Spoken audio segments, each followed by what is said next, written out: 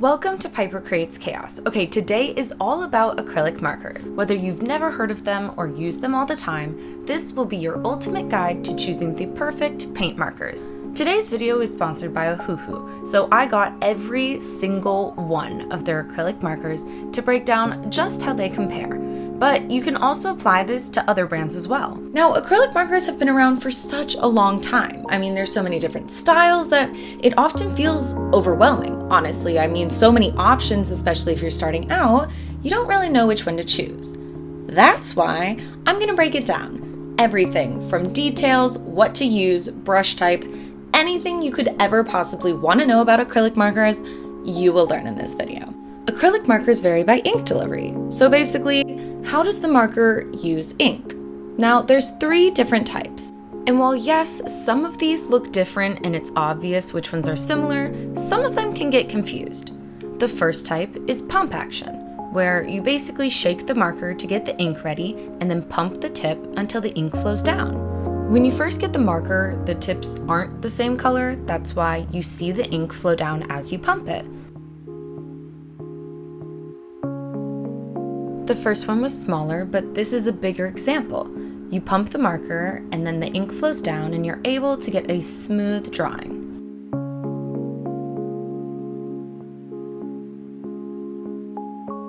The second type is direct ink, or also known as liquid ink. This is where you need to shake the marker first and then you can start using it. You don't have to pump anything for this, and typically the tips are like this. They're brush tips, so it's a lot smoother and the ink is already there. The third type is the capillary, or the cotton core, which is basically where you just take off the cap and you can start drawing. It's more similar to direct, but you don't really have to shake it. So I just said a lot of stuff, but what does it actually mean? Each of these types of markers behave differently in their coverage, in how vibrant they are, or how many layers you need to use. Keep in mind that there's a bunch of different types of sets. I mean, there's 120, there's 18, there's 36, there's 48. It really depends on if you want different colors, if you want different characteristics like ink control, which we'll get into. Now back to the actual performance of the markers. So there's a few things that you really don't want to be surprised about. You want to know the coverage and the opacity of the pens. You also want to know the type of tip. Is it brush? Is it nub? Is this for fine details or is this for a wider surface area? You're also going to want to focus on colors. I mean, do you want bright colors? Do you want a lot of colors? Or are you going to be blending? Let's test the actual variation in coverage and the opacity that you get.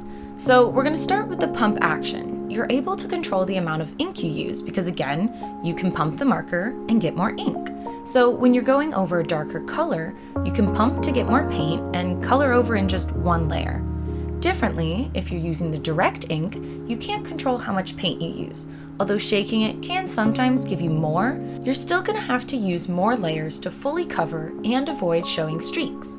You're especially going to have to use more layers if you decide to use pastel colors. So this is a lighter mint green, so of course, going over black, which is very different, I'm going to have to use more layers. Now, the last one is the cotton core. So this is more similar with the direct ink again. For the coverage, you can't control the amount of ink that you use, so you just have to use more layers. Purple ended up being a little darker than the mint green, so I only had to use 3 layers here, but even with more layers, you still get full coverage. When it comes to coverage, pump markers are the best, especially when having to layer less. But what happens over a larger surface area? Because you can control the ink when using pump, you're able to get the marker going for longer, so its coverage area is really good. Now with direct, because you can shake the marker to initiate more ink, its coverage is pretty good.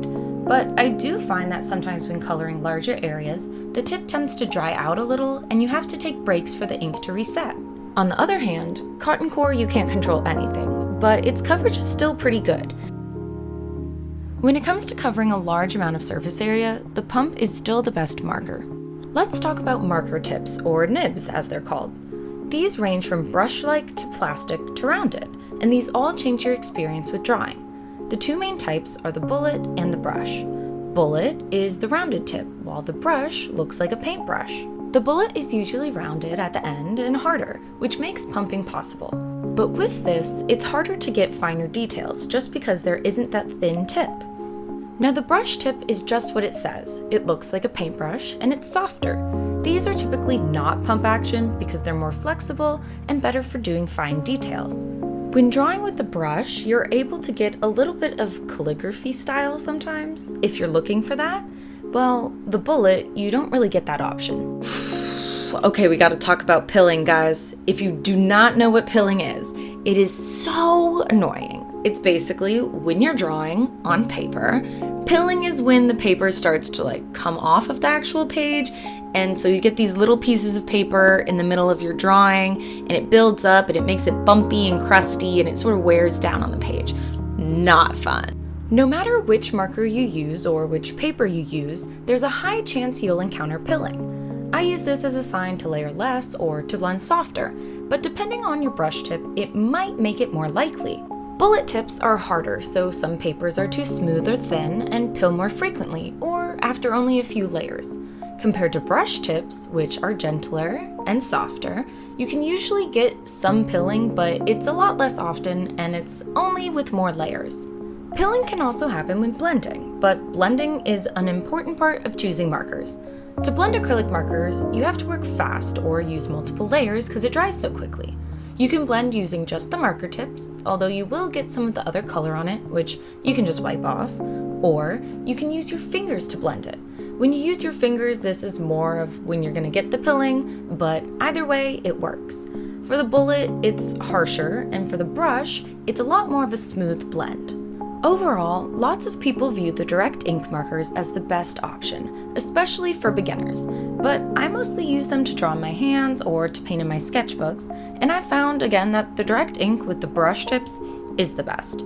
They also have a wider variety of colors with high saturation. Pump action markers have the best saturation because of the opacity, but direct is basically just as close. Now, I had mentioned that there aren't really any pump action with brush tips because the tips would be too soft for the function. But it turns out that Ohuhu actually created a different type of pump, a back-end pump. This way, you can get the flexibility and the detail with the brush tip, but also get ink control. All you have to do is pump on the back end and the ink flows down to the tip. This ink control is a lot better than just shaking the direct ink. But this way, when you're drawing, again, if you need more ink, you can do it. This helps with the coverage and the opacity. So this is a little bit out of the comparison because there aren't too many markers like this. Now, aside from the traditional acrylic markers, there are also refillable markers. Yes. Now, I did not know that these were a thing, but you can actually get the liquid acrylic paint ready to squeeze into these markers. So there's big ones, there's small ones. With these, all you have to do is unscrew the back end and you can just pour the paint in. This way, it's a lot less wasteful and you can keep on creating. Another type of acrylic marker is the dual tip. On one end, I have the normal bullet and the other side is a fine tipped. Both of these are pump action and allows different details. Okay, that was a lot of information, so I'm just gonna break it down again. Quick summary, bullet points, everything you need to know. For pump action markers, you have to first shake them, then pump the tip to get the ink flow before being able to draw. They have the best coverage because of its high ink control. They can easily blend, but the other markers are typically better. It has the best saturation, and it usually has harder tips, like the bullet tips, which means it might be harder to create details. These markers, in general, are best used for large surface areas, harder surfaces, and darker backgrounds. For direct ink markers, the chosen winner and especially best for beginners, you have to first shake the marker before drawing. It has really good coverage, but you might need a few layers over darker colors. These markers are the best for blending and have really good saturation. Their tips are softer, especially the brush tips, which makes creating details a lot easier. They work across smooth and rough paper without pilling much, but are great for smooth surfaces. The last type of marker, the cotton core marker, are immediately ready to use without any adjustments. Their coverage is not as good as the other markers, but it's still average. They blend easily and they have good saturation. They typically have soft tips, like the brush tips, which make it easy to create details. They also work on smooth or rough papers, and they don't pill easily, but they're not typically the choice for heavy-duty or rough surfaces. With so many acrylic marker options, you really can't go wrong. But if you're looking for a good set to start off with, I recommend the Direct Ink beginner-friendly Ohuhu series. Now, this was my first set from Ohuhu, and it's really easy to get the hang of. Or, if you're looking for something with more colors, their Kahuku set just became available and is perfect for learning and creating masterpieces. And that's it! That's all you need to know about acrylic markers. Thanks so much for watching, and let me know in the comments which ones you end up getting. Don't forget to subscribe, and I'll see you next time.